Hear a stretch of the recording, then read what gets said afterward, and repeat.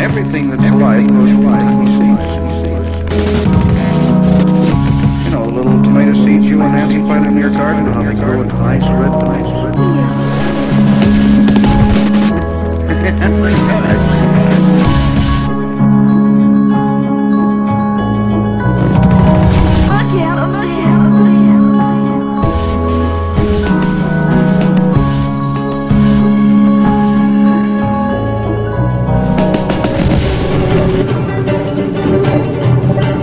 Dòng người vội vã nối những chiếc xe dài lên hey yeah wow. Đưa em đi qua phố phường bao sắc màu bao ánh đèn ngồi ăn một quán ven đường hai người nhẹ nhàng cắm mơ dịu dàng đậm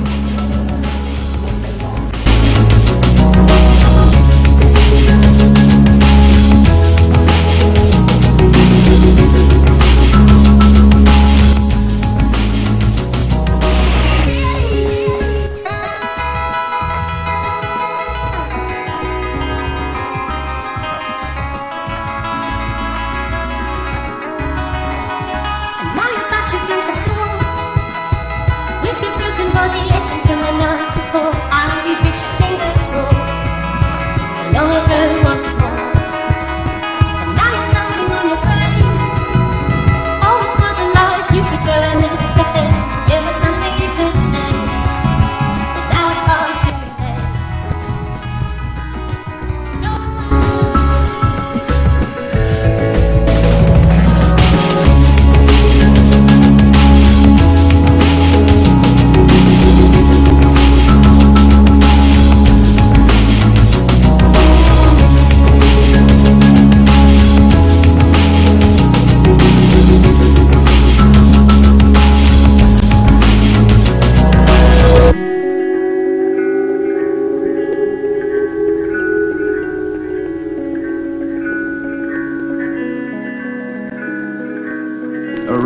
I told you again, listening.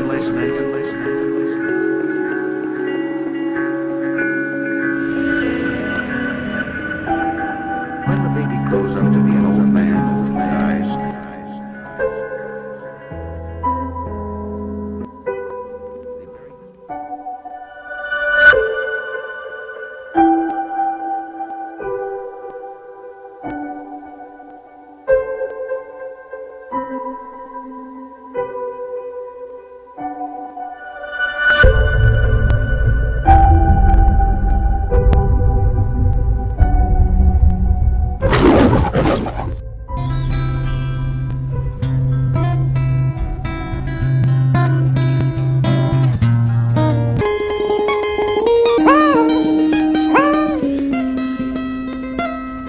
She caught the bus at 5:06, that's in the AM for all you little trust fund kids. And it's a 45-minute trip, if she ain't in by 6, she'll catch another pink slip. And that's 3, and that means fire, the coffee thermos in the purse to help her keep wired. The daycare where she drops the baby off, thank God it's on the same block as the bus stop. By 5:30, she's halfway there, and her back's already hurting from the bus's plastic chair. Live to work, to live, to work, to live. She gotta feed the kid and give it all she's got to give. Plus she's trying to catch a little overtime, if she stays till 4, she could be home by 5.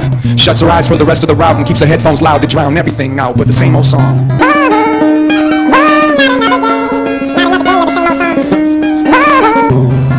Whoa, not another day.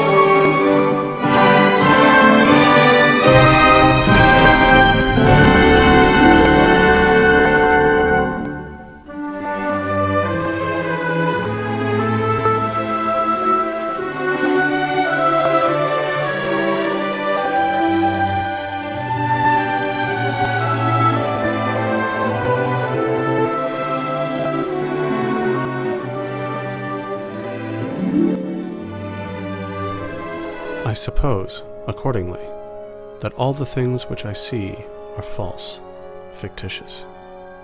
I believe that none of those objects which my fallacious memory represents ever existed. I suppose that I possess no senses. I believe that body, figure, extension, motion, and place are merely fictions of my mind. What is there then that can be esteemed true? Perhaps this only, that there is absolutely nothing certain. But how do I know that there is not something different altogether from the objects I have now enumerated, of which it is impossible to entertain the slightest doubt? Is there not a God, or some being, by whatever name I may designate him, who causes these thoughts to arise in my mind?